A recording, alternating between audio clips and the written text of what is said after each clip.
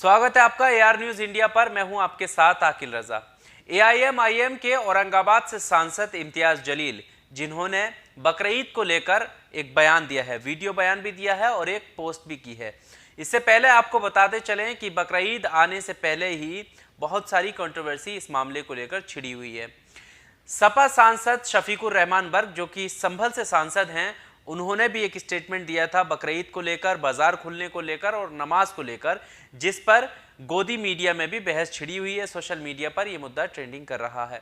आपको याद होगा कि इस तरह के मामले जो मंदिर मस्जिद से जुड़े हुए हों, हिंदू मुसलमान से जुड़े हुए हों, त्योहारों से जुड़े हुए हों, तो गोदी मीडिया को इस पर डिबेट करने में काफ़ी मज़ा आता है। यही वजह है कि एक दो दिन के अंदर सारे न्यूज़ चैनल ने कई सारी डिबेट इस पर चला दी है।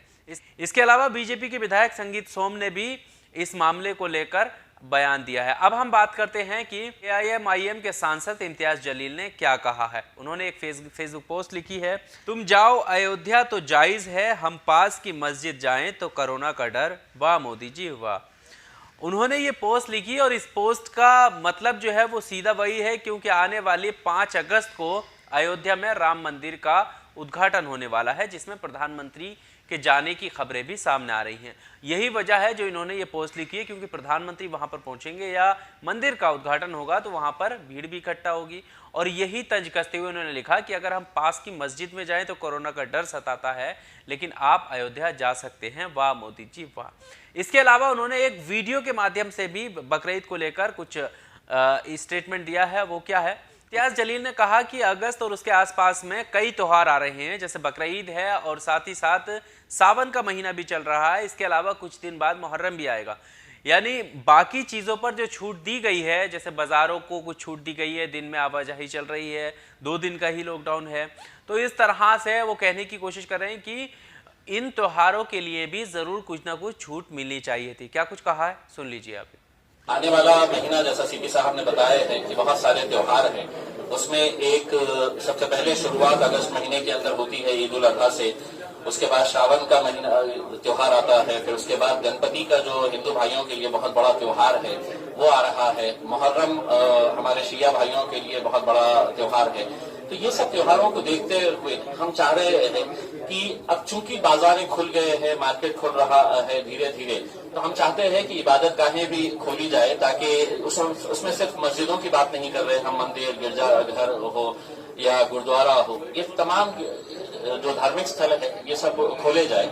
इसके अलावा इम्तियाज जलील कुर्बानी को लेकर कहते हुए नजर आते हैं, क्योंकि उन्होंने कहा है कि जो गरीब लोग हैं, जो अमीर लोग हैं, वो तो ऑनलाइन खरीद लेंगे, लेकिन जो गरीब लोग हैं वो ऑनलाइन कैसे कोई चीज़ खरीद पाएंगे ईद की तैयारियों के लिए, और ख़ास करके कुर्बानी के जानवर के लिए किस तरह से वो ख़रीदारी कर पाएंगे। तो इसके लिए इम्तियाज़ जलील ने कहा है कि सरकार को ये करना चाहिए कि कुछ जगहों पर, ऐसी जगहों पर जगह जगह ऐसी जगह बनाई जाए जहाँ पर ख़रीद फरोख्त का काम किया जा सके, जिससे त्यौहार जो है एक गरीब इंसान भी मना सके। क्या कुछ कहा है वो भी सुन लीजिए। इस ईद के ताल्लुक से हमने एक मीटिंग लिए थे मौलाना लोगों के साथ, उलमाओं के साथ, और उस मीटिंग के अंदर ये तय हुआ था कि कुछ जो गाइडलाइन सरकार की तरफ से आई है वो गाइडलाइंस के ऊपर चर्चा करने के लिए कि क्या सरकार के गाइडलाइंस ये दीनी एतबार से ये पॉसिबल है क्या फॉलो करना। उसमें एक ये था कि ऑनलाइन है तो आप जानवरों की फरोख्त कर सकते हैं, खरीद सकते हैं, तो ये है कि जो खरीदना चाहे वो खरीद सकते हैं, लेकिन छोटे मोटे किसान जो है जिनके पास छोटे 2-4 जानवर होते हैं, वो आते हैं मार्केट के अंदर, 2 पैसा कमाते हैं, तो वो हर एक के लिए मुमकिन नहीं है। जो खरीदना चाहे तो बिल्कुल वो खरीद सकते हैं ऑनलाइन, लेकिन जो नहीं खरीद सकते हैं उनके लिए अगर हम शहर के अंदर 6-8 जगह के ऊपर बड़े जो मैदान है वहां पर अगर हम बड़े मार्केट्स अगर एस्टेब्लिश कर दे, ताकि लोगों के अंदर एक हड़कंप न रहे, लोगों के अंदर एक कंफ्यूजन ना रहे कि क्या होने वाला है करके, और इसको अभी से ही अगर कर देते हैं, अगले 2 दिन के अंदर हम इसको शुरू करवा देते हैं, तो ना सोशल डिस्टेंसिंग का प्रॉब्लम आएगा और ना कोई दूसरे इश्यूज आएंगे। साथ ही साथ पिछले 4 महीनों के अंदर चूंकि तमाम इबादत गाहें बंद थी, तो अब ये मांग उठने लगी है कि कम से कम ईद की नमाज ईदगाह के अंदर पढ़ने की इजाजत दी जाए, जो भी कंडीशंस रहेगी।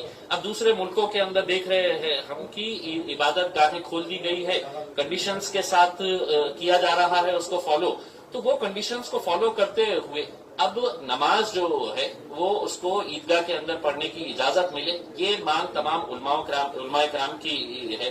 साथ ही साथ गवर्नमेंट ने अपने नोटिफिकेशन के अंदर ये कहा है कि प्रतीकात्मक तरीके से आप कुर्बानी करें। प्रतीकात्मक मतलब यह है कि आप सोच लीजिएगा कि आपने कुर्बानी कर लिए है करके, तो ऐसा तो मुमकिन नहीं हो सकता है। अब ये किसी न किसी ने है तो सरकार से ये सवाल उठाना चाहिए था, लेकिन नहीं उठाया, तो आज हम इसके जरिए ये उठाना चाहते हैं। तो ये इम्तियाज जलील कहने की कोशिश कर रहे हैं, क्योंकि ईद को लेकर और खासकर से अगर यूपी की बात करें तो यूपी में गाइडलाइंस जिस तरह से जारी हुई हैं, लाउड स्पीकर का पुलिस को इस्तेमाल करने के लिए कहा गया है, सोशल डिस्टेंसिंग के लिए कहा गया है, और वही दूरी बनाकर नमाज पढ़ने के लिए कहा है। बकरीद में नमाज मतलब एक साथ जमात की नमाज नहीं हो पाएगी, इसका भी दिशा निर्देश जो है वो जारी कर दिए गए हैं। मास्क को लेकर काफ़ी जो है संवेदनशीलता बरतने के लिए कहा गया है कि ऐसे इलाकों से मास्क ना लेकर जाए जहां पर मुस्लिम आबादी ना हो, खुले में जो है कुर्बानी ना हो। इन सारी चीज़ों का ख्याल रखने के लिए कहा गया है।